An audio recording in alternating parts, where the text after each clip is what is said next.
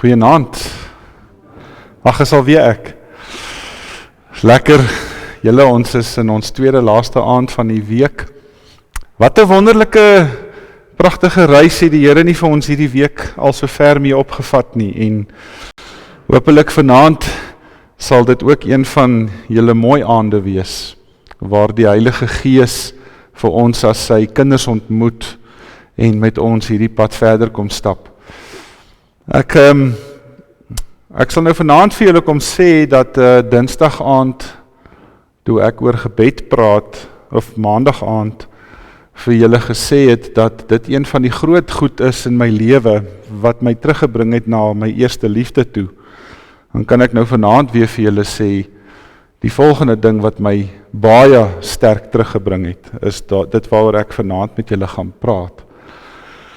Want is 'n ding wat ek vir baie lank in my lewe mee gestoei het, en mee geworstel het.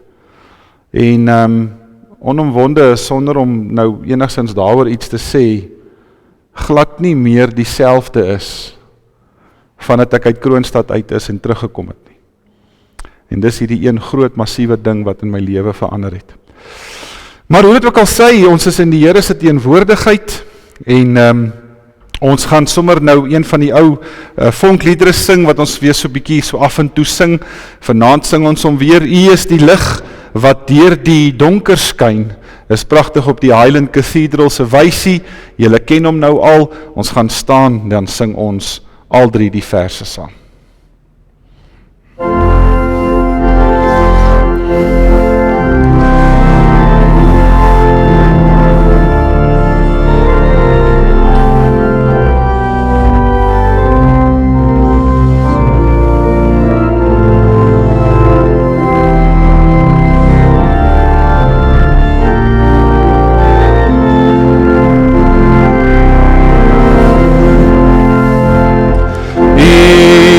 Die lig wat deur die donker skyn, U is die een wat duister laat verdwyn. Skyn in ons harte, dryf die donker uit. Skyn in ons lewens tot in ewigheid. Jesus Christus, ons glo in U, ons buig voor U neer, ons buig voor U neer. Jesus Christus, ons God en Heer, ons bring nou aan U die eer. Oorwinnaar, U die dood verslaan. U het as koning uit die graf gegaan. Breek nou die bande, gooi die boeie neer. Ons is oorwinnaar, saam met U, ons Heer. Jesus Christus, ons glo in U, ons buig voor U neer, ons buig voor U neer. Jesus Christus, ons God en Heer, ons bring nou aan U die eer.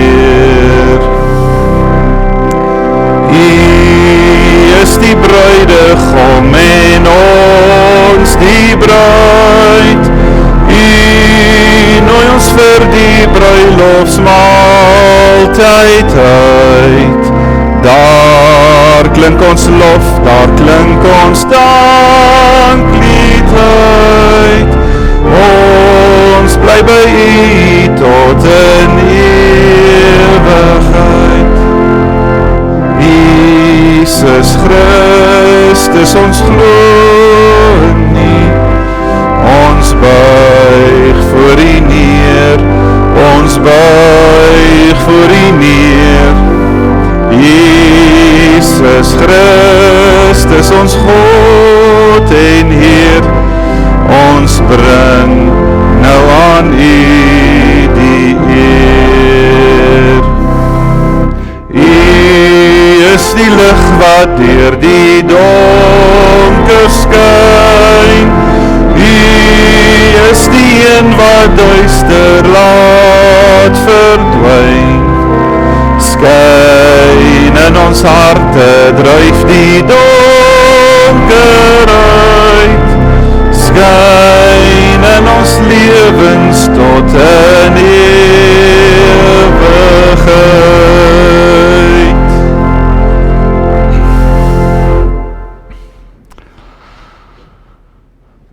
Dit is die Here wat met sy krag die aarde gemaak het, wat met wysheid die wêreld gevestig het, en wat met insig die hemele oopgespan het. Wanneer hy sy stem laat hoor, druis die waters in die hemel. Hy laat die mis opstyg van die eindes van die aarde af. Hy laat die weerlig slaan wanneer dit reën, en hy laat die wind uit sy voorraadskure uitkom. Genade en barmhartigheid en vrede vir julle van God ons hemelse Vader, van die liefde van die Here Jesus Christus, sy enigste Seun, en ook deur die kragtige werk van die Heilige Gees. Amen. U kan vanaand saam met my oopmaak by Matteus hoofstuk 6. Bekende gedeelte. Jesus is nog in die bergpredikasie doenig, die grootste preek van alle tye, en dan praat hy met die mense hier van vers 25 af, en ons gaan daar lees tot aan die einde van die hoofstuk, en het handel oor die sorge van die lewe. Hy sê vir hulle hier, daarom sê ek vir julle, moet julle nie bekommer oor julle lewe, oor wat julle moet eet of drink nie, of oor julle liggaam, oor wat julle moet aantrek nie. Is die lewe nie belangriker as kos en die liggaam as klere nie? Kyk na die wilde voëls. Hulle saai nie en hulle oes nie, hulle maak nie in skure by mekaar nie, julle hemelse Vader sorg vir hulle. Is julle nie baie meer werd as hulle nie?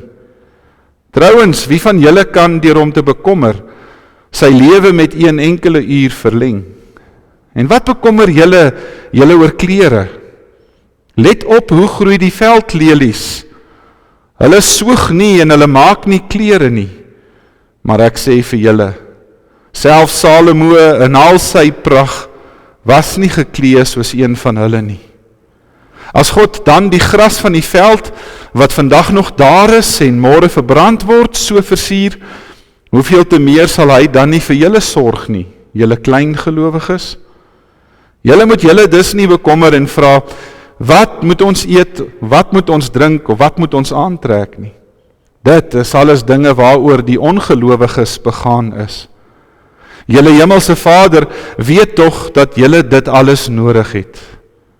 Nee, beywer julle allereers vir die koninkryk van God en vir die wil van God. Dan sal hy julle ook al hierdie dinge gee. Moet julle dus nie oor môre bekommer nie, want môre bring sy eie bekommernis. Elke dag bring genoeg moeilikheid van sy eie. Ons lees vanaand sover, dit is die woord van die Here. Kom ons staan, dan bid ons saam.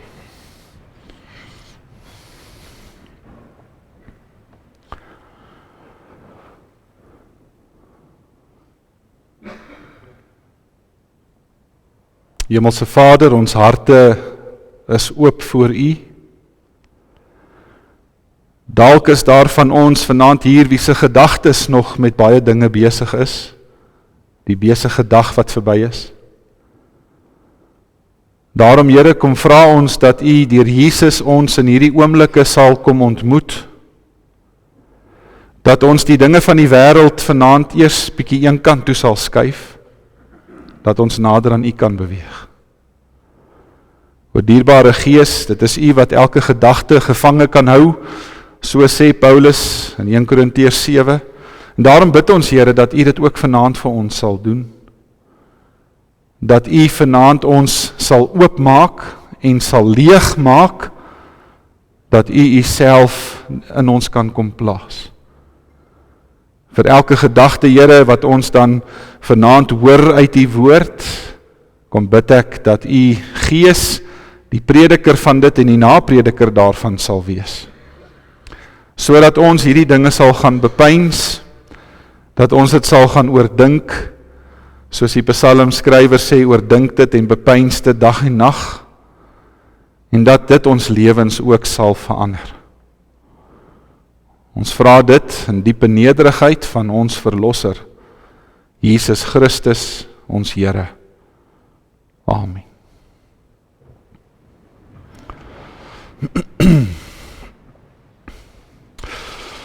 In 2019, toe ek nou nog baie erg worstel met my roeping, word ek een oggend 4 uur wakker gebel, dit was op 'n donderdag, van 'n vroutjie in die gemeente, wat se seun die vorige aand vermoor is. Hy het 'n klomp beeste na die rand toegevat, of daarna die Vaalrivier se streek toegevat, en hulle het hom gevolg. En op pad terug na sy plaas toe, daar naby Lindley, het hulle hom van die pad afgetrek, en hulle het hom agter sy kop doodgeskiet. En hulle het R200.000 se kontant by hom gevat. Die geld wat hulle vir die beeste betaal het. Ek het die oggend, voordat ek nog met die seuns en met Retsie uit die huis uit is, het ek vroeg na toe gegaan. En daar het my worsteling begin. Want ek het by die vrou in haar huis gesit, en sy het vir my gesê, Dominee, dit was die wil van die Here. En nou moet julle vanaand baie mooi weet, Dominee wat worstel met sy roeping, wat eintlik nie meer weet of hy wil doen wat hy doen nie, hoor skielik hierdie woorde, dit was die wil van die Here vir 'n seun om doodgeskiet te word, vir my was dit net een te veel. En so naïef, dalk miskien so dom, soos wat ek was, het ek vir die vrou gesê, jy's reg. Ek het baie jare daarna, het ek, voordat ek hiernatoe gekom het, in 2021, het ek teruggegaan na hierdie vrou toe, en ek het vir haar gaan sê, wil net vir jou sê, ek dink nie dit was die Here se wil nie. En wat ek vanaand met u wil deel, is een van die groot aspekte van my geloof, wat die Here vir my kom teruggee het in my hande, om my eerste liefde terug te wen. En ek wil vanaand, Johan, hierdie eerste sin met julle as gemeente deel. Ek het vrye toegang tot 'n God wat oortuig kan word. En hierdie gedagte het my eintlik bevry. Julle weet, ons het in 'n kerk groot geword, wat vir ons gesê het, dat al jou dae opgeteken is, dat dit in sement vasgegiet is, dat jy kan maak en skop en spartel soos wat jy wil, hierdie klok van jou gaan uitloop en dit gaan eindig soos die Here dit wil, en ek glo dit nog in 'n groot mate vandag, maar daar's een ding waarmee ek nie meer vanaand myself kan vereenselwig nie, en dit is die feit, dat ek niks aan môre kan doen nie.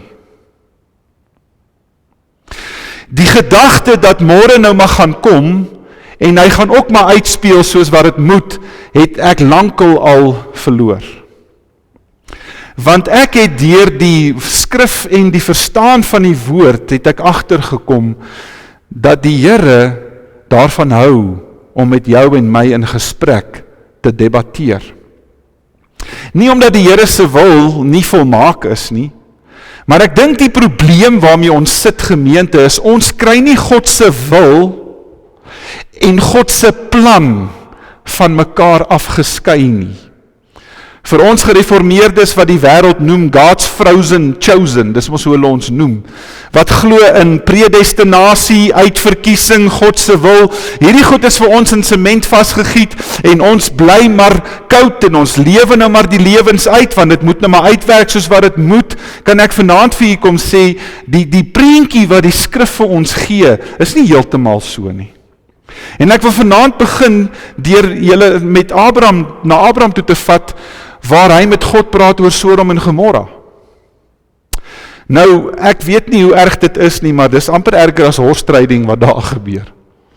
Amper net so erg, soos Hendrey wat in die winkel vir ons vra vir 'n sweet. Kyk, dan is dit horstryding op sy ergste. Ek sal my kamer skoonmaak, ek sal vir julle koffie maak, ek sal my huiswerk vroeg klaarmaak, ek sal en dan hou hy met ons hierdie wheeling en dealing, nee. En dan kry hy sy sweet. Maar dan kom God na Abraham toe. En hy sê vir Abraham, sien jy hierdie 2 stede, ek gaan hulle voor my uitdelg. En dan sê Moses vir die Here, maar wat van as daar 50 goeie mense is? En sonder dat die Here vir Moses op een of ander wraaksugtige manier uitdelg voor hom en sê, hoe durf jy my bevraagteken, is dit amper asof God langs Moses kom sit en vir hom sê, maar as daar 50 is, dan sal ek dit oorweeg, om hulle te spaar. En dan sê Moses, en as daar 40 is, selfs 40, en 30, weet jy wat Moses selfs, al is daar 30 goeie mense in daai stede, sal ek die stede spaar. En dan gaan hulle af tot by 5. En so kom ek agter in my lewe, dat die Here oor vandag met jou en my wil werk. Dis nie sonder meer rede dat die Here Jesus vir ons sê, hou op om oor môre bekommerd te wees nie. Môre bring sy eie bekommernisse. En die tweede ding wat ek vanaand vir julle wil sê, dankie Johan, is dat, gaan eers terug, laat ons eers hierdie gedagte klaarmaak, ekskuus Johan, dis nie jou skuld nie. Daar's 'n ander voorbeeld in die Bybel, wat baie mooi is, en nou gaan ons by dit uitkom, en dit is by Exodus 33, kyk wat gebeur bietjie hierso. Die Here praat met Moses hulle in die woestyn, en dan sê hy vir Moses, julle is so 'n moedswillige volk, dat ek nie gaan saamtrek na hierdie land wat oorloop van melk en honing nie, want dan verdelg ek julle nog op die ou einde ook. En in vers 4 lees ons die volgende, toe die volk van hierdie harde uitspraak verneem, wat doen hulle? Hulle het gaan treur, hulle het hulle juwele afgehaal, hulle het nie meer juwele gedra nie. En dan kom Moses na God toe en hy sê vir die Here, kan u sien hoeveel berou hierdie mense het, oor wat hulle gedoen het? En dan begin die Here en Moses met mekaar te gesels, en in vers 14 sê die Here vir Moses, wil jy hê ek moet saamgaan? En dan sê Moses in die volgende vers, as u nie self saam gaan nie, moet u ons nie van hier af laat wegtrek nie. En dan kyk wat sê die Here in vers 16. Ook wat jy nou gevra het, sal ek doen. Want ek is jou goedgesin en ek ken jou op jou naam. Een man, 'n geregverdigde seun of kind van die Here, wat God se aangesig gaan opsoek, kan ek amper vanaand vir u kom sê, draai die Here se arm, om so bietjie anders te dink. En 'n baie mooi voorbeeld is Jona. Jona wat na Ninive toe gestuur word, en God sê vir Jona, gaan sê vir daai stad, oor 40 dae, gaan ek hulle uitdelg van die aarde af. Hulle is wreed, hulle is bloeddorstig, en ek het geen belang verder in hulle nie. En dan probeer Jona vlug Tarsus toe. En julle weet hoekom hy probeer vlug het, want in hoofstuk 4, toe die vis hom uiteindelik weer uitspoeg op die land, en hy gaan in die stad in, lees jy in hoofstuk 4, hoe daai hele stad, nadat Jona vir 40 dae God se oordeel verkondig, gaan sit hulle almal in sak en as op hulle ashope. Hulle strooi as oor hulle koppe. Hulle kom tot diepe bekering en diepe rou. En dan sê die Here vir Jona, omdat hierdie stad hulle harte omgedraai het, gaan ek hulle nie meer verdelg nie. En dan is Jona briesend kwaad. Hy hardloop buite die stad uit, hy gaan sit daar onder 'n boom, en dan kom die Here na Jona toe, dan sê hy vir hom, Jona, waaroor is jy so kwaad? Gaan lees hoofstuk 4. Hy sê, Here, ek het geweet wat u gaan doen. Ek het geweet watter soort God u is. Ek het geweet u gaan van plan verander. En vir baie lank in my bediening was hierdie vir my 'n baie groot struikelblok gewees. En ek het op 'n stadium so erg hieroor gegaan, dat ek eintlik vir myself gevra het, nou maar hoekom bid ons dan? Hoekom bid ons enigsins? As al die reëls en al die wette en al die tye en al die dae en al die dinge reeds vasgegiet in sement is, wat help dit dan ons bid? Die Here het klaar besluit. Die Here het klaar gesê wat hy gaan doen, en ek kan maar hop en spring soveel soos wat ek wil, dit gaan nie verander nie, totdat ek hierdie tekste in die skrif begin ontdek het. Dit is my so mooi as die Here vir die pragtige vers wat ons almal ken, Jeremia 29 vers 11, waar die Here vir Jeremia sê, ek weet wat ek vir julle beplan. Ken julle die vers? Hoekom sê julle hom nie? Ek weet wat ek vir julle beplan. Nie ek weet wat ek klaar vir julle uitgesit het nie. Nie ek weet wat julle gaan oorkom nie. Nie ek weet alreeds wat julle gaan besluit nie. Hy sê, ek weet wat ek vir julle beplan. Dit is 'n aksie in wording. En as die Here Jesus nie hierdie ding verstaan het nie, hoekom sal hy in die tuin van Getsemane voor sy Vader gaan bid en sê, Here, as dit kan, as dit enigsins moontlik is, laat hierdie beker by my verbygaan. Nou gemeente, toe daardie penny vir my in my lewe drop, toe verander my lewe. Ekskuus, ek raak bewoe hieroor. Want dit was 'n donker tyd in my lewe. En waar die Here hierdie goed in my lewe kom uitlig het. En vir my gesê het, hy is nie 'n deïstiese God nie. Hy is 'n teïstiese God. Albei, wat beteken dit?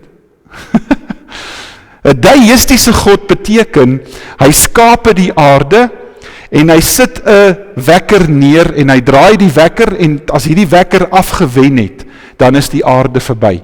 Hy meng nie verder in nie, hy is nie langer verder betrokke nie, hy is 'n afsydige God, die dinge loop nou maar net af. 'n teïstiese God is heeltemal anders.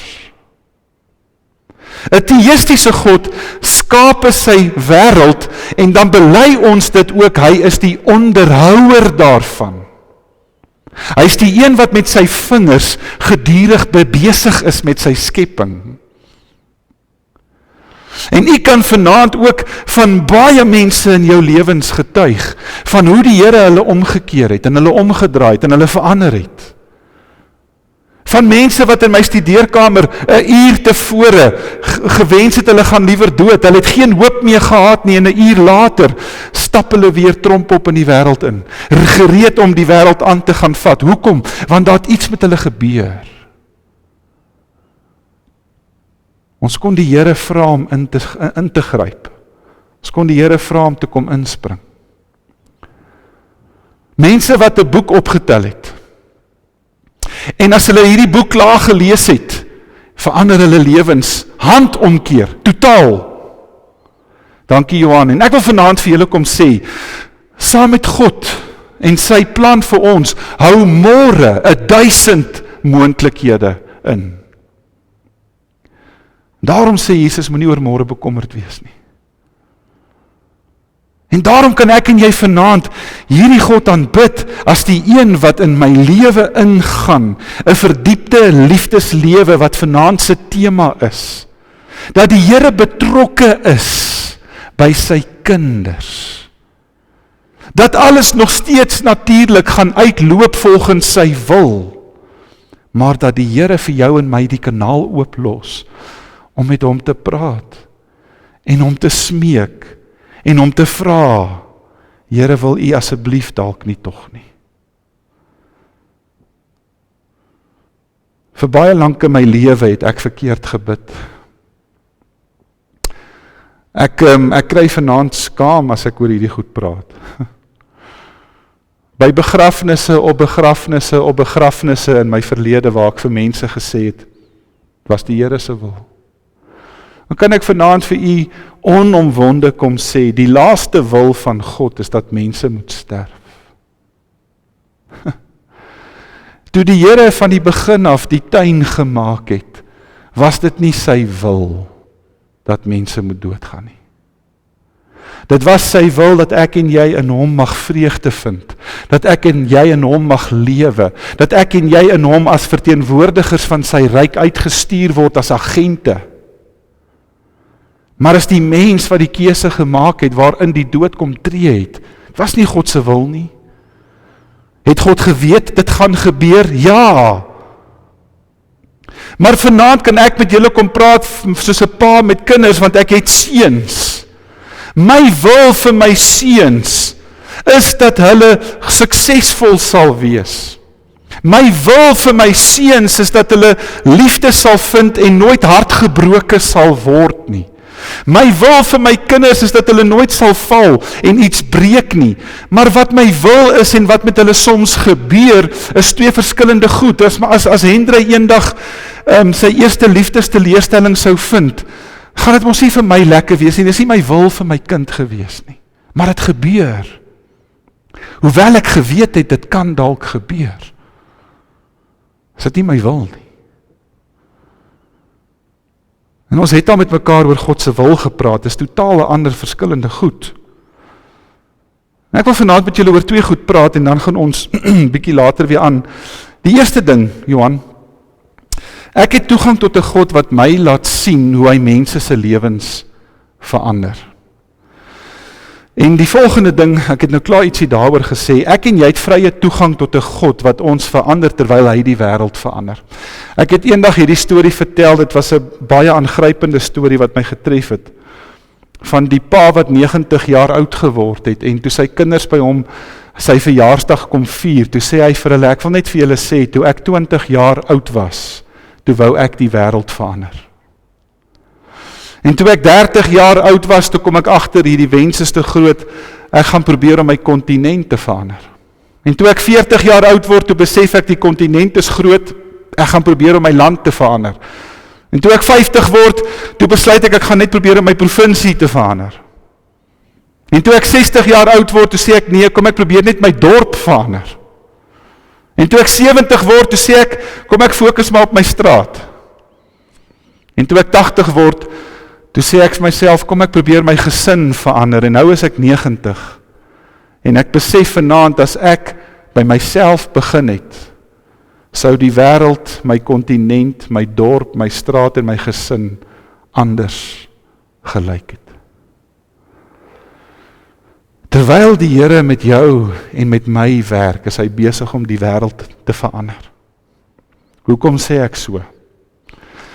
Ek sê so, want as die Here dit kan regkry, natuurlik kan hy, om jou heel te maak. As die Here dit kan regkry, dat jy uiteindelik vir jouself in 'n spieël kan begin kyk en kan erken, ek word heel gemaak deur die Gees, dan gaan die wêreld om jou begin verander. Want ewe skielik gaan jy die patrone breek. Jy gaan skielik die vriendelike vreemdeling wees wat iemand vandag nodig het. Jy gaan miskien 'n woord vir iemand bring wat vir hulle op daai spesifieke oomblik al die hoop in die wêreld gee. Maar dit moet jou nie 90 jaar vat om te besef, die Here moes eers met my begin het nie.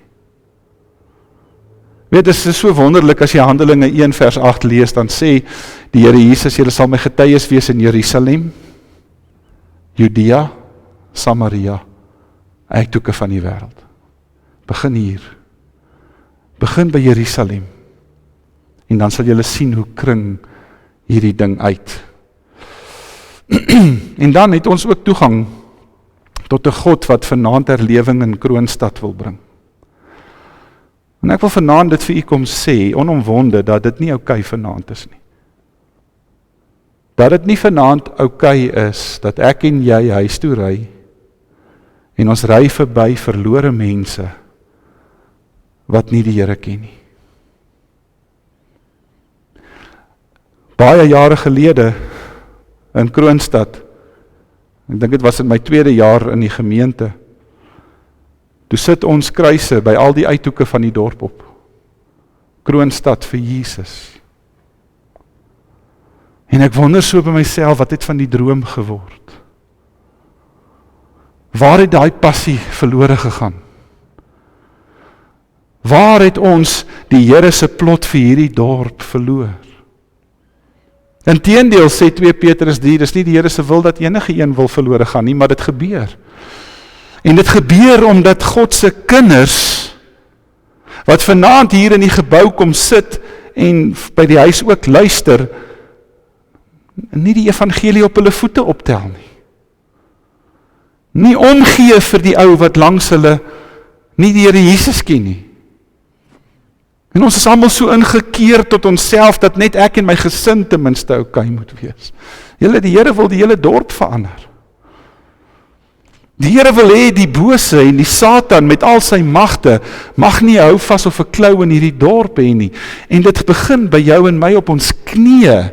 En daarom wil ek vanaand weer so 'n bietjie terug beweeg na wat ons maandag aand gedeel het. En ek wil vanaand vir julle 'n speletjie gee. Dit gaan baie snaaks klink, maar bear with me, daar is 'n method in die madness. Daar is 'n paar gebede wat ek wil hê julle van môre af so 'n bietjie moet gaan oefen. Die eerste ene, dankie Johan, is sweepgebede. Nou wat in die wêreld is sweepgebede? Nou vriende, as ek vanaand hierdie gebede vir julle gee, wil ek vir julle kom sê, ek beoefen hierdie goed onomwonde vandag nog. Dis nie dat ek dit net vir julle gee nie, ek gee dit vir julle want ek doen dit. 'n Sweepgebed is wanneer jy soos vanaand in die kerk sit en jy fokus op een persoon in die gebou. Jy hoef nie hulle naam te ken nie, jy hoef nie hulle agtergrond te ken nie. En as die preek nou vanaand vervelig raak, dan kan jy dit sommer nou al begin doen. En wat jy doen is, jy fokus op daai persoon en jy laat die Here deur jou daai persoon optel. Jy sê vir die Here vou hulle toe met die liefde, gee vir hulle u genade.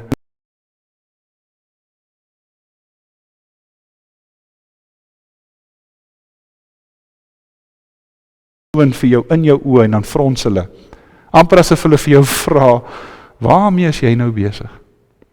En kyk 'n bietjie hoe impakterend jou gebede en jou gebedslewe word.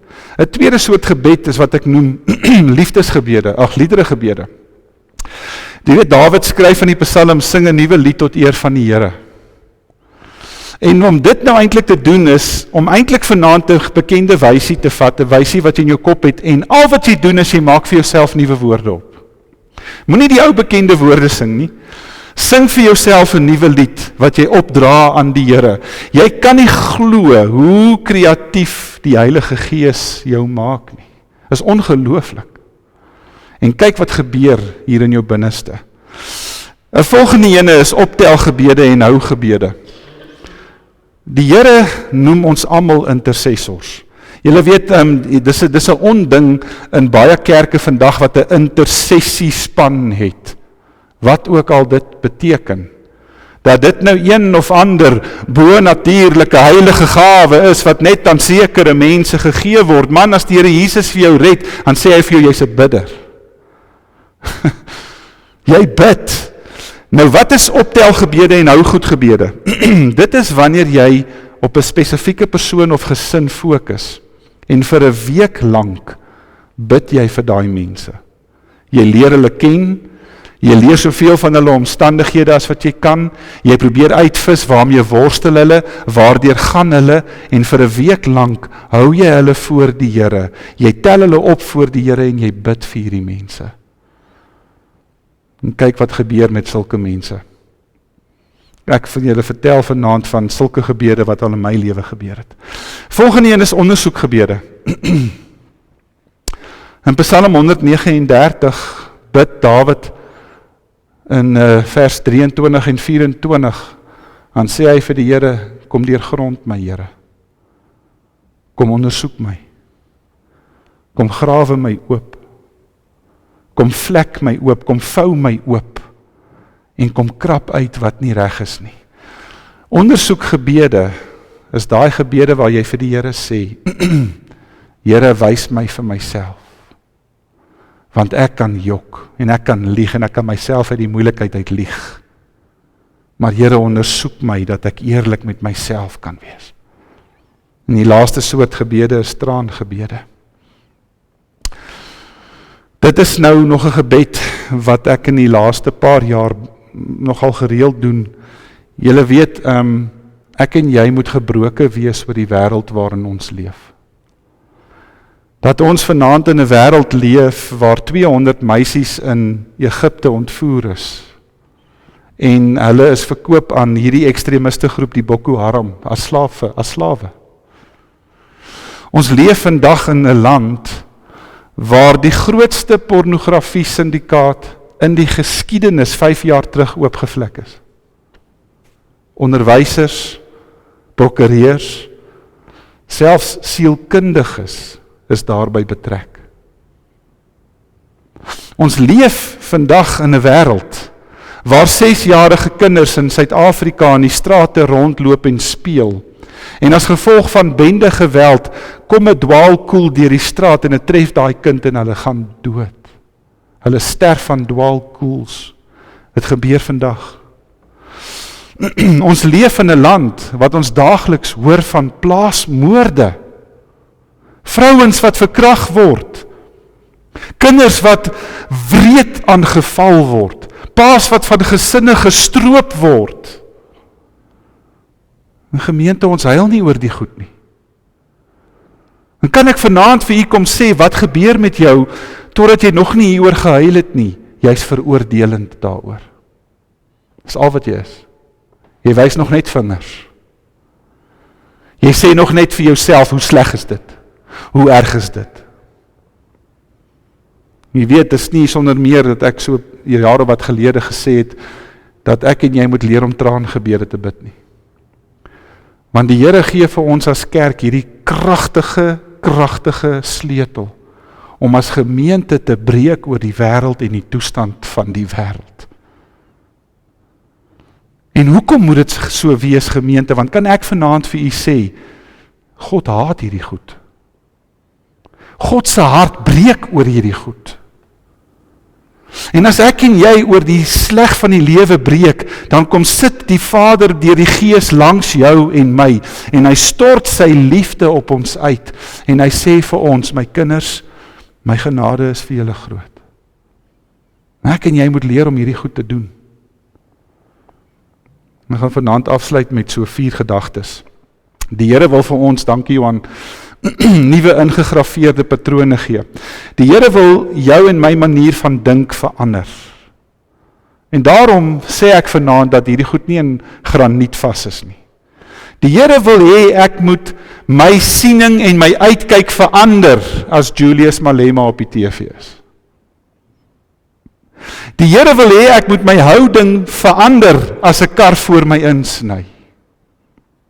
Die Here wil hê ek moet anders reageer as iemand met my ongeskik is, as iemand met my lelik is.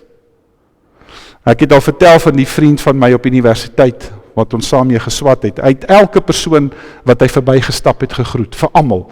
Hy het niemand gemis nie, en ek het eendag vir hom gevra, Laurens, hoekom groet jy almal so? Niemand groet jou terug nie. En hy sê vir my, ek leer om verwerping te hanteer.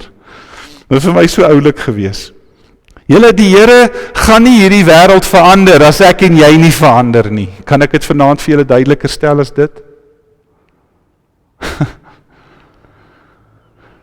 Die Here kom klop aan die deur van sy kerk se harte. Hy kom vra vir ons, waar is julle? Julle broei en bak mekaar warm in die kerk, die wêreld daar buite gaan dood in die koue. Volgende ding. Ek en jy gaan moet leer om meer in eenvoud te lewe. Gemeente, laat jou ja wees. Laat jou nee wees. En hou op om te kompromieer.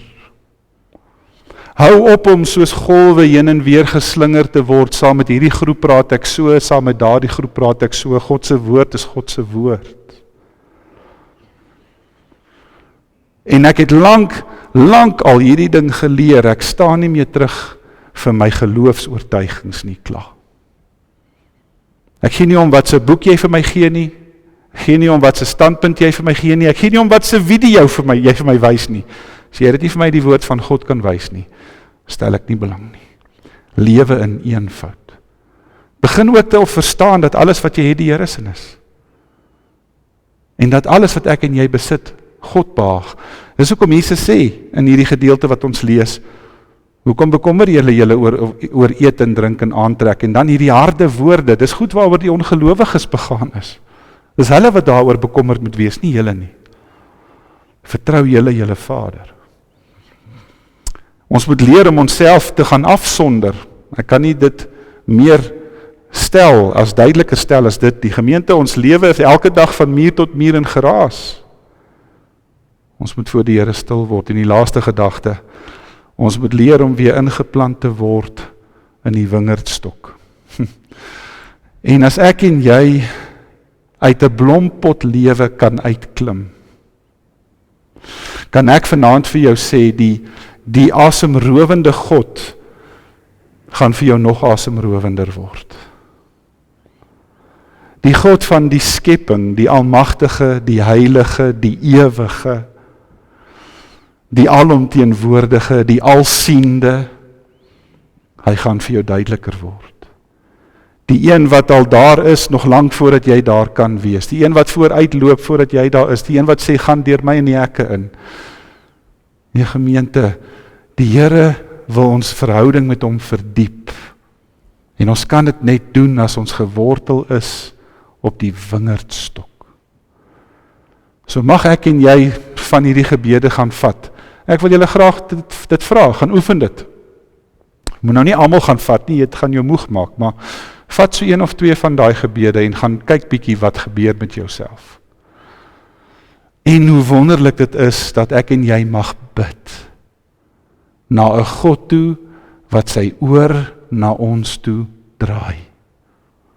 Na 'n God toe wat bereid is om na ons te luister. Nie omdat alles in sement vasgegiet is nie, maar omdat hy wil hê ek en jy moet hom opsoek. En ek en jy moet hom nader, sodat ons in 'n verhouding met hom kan staan. En mag dit vanaand vir jou 'n groot gedagte bly. Kom ons maak die oë toe, dan bid ons saam.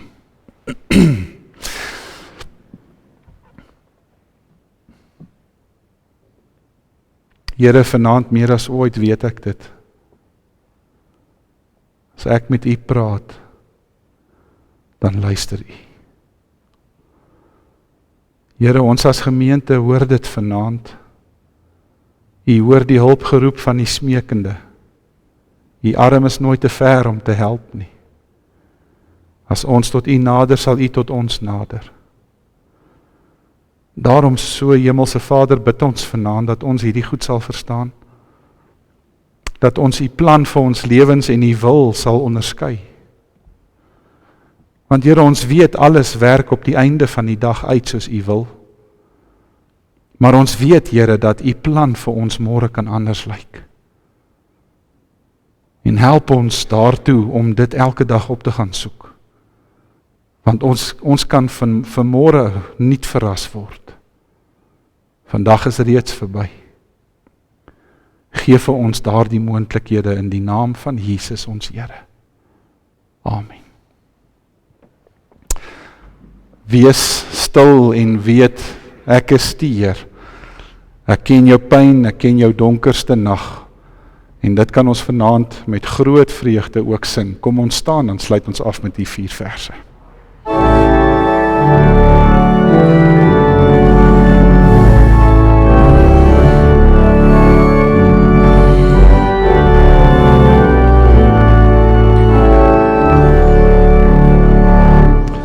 Wees stil en weet ek breek en wind en golwe bedaar, ek sal ook jou getrou bewaar. Wees stil en weet ek is die Heer, ek ken jou pyn, jou donkerste nag, ek is by jou, ek gee jou krag. Wees stil en weet, ek is die Heer, kom bring na my, jou kommer en vrees, ek sal vir jou 'n toevlug wees. Wees stil en weet, ek is die Heer, bly waak en bid, vol hart en geloof, ek is by jou, soos ek beloof. Die God van gister, vandag en môre is altyd dieselfde, maar die Vader se genade is altyd nuut. Die liefde van Jesus word elke dag oorbewys, en die Heilige Gees kom stap elke dag nuwe paaie saam met ons, tot sy eer. Amen.